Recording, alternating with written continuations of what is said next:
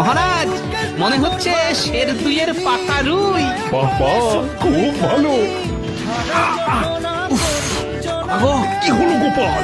আঙুলের ডগায় বড়শি ফুটে গেল মহারাজ, আর মাছটাও পালালো। দাঁড়ান, আগে বড়শিটা খুলি।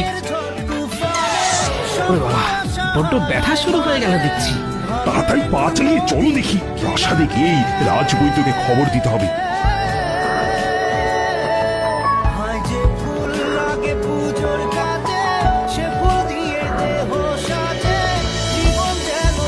ও বাবা গো, কি যন্ত্রণা!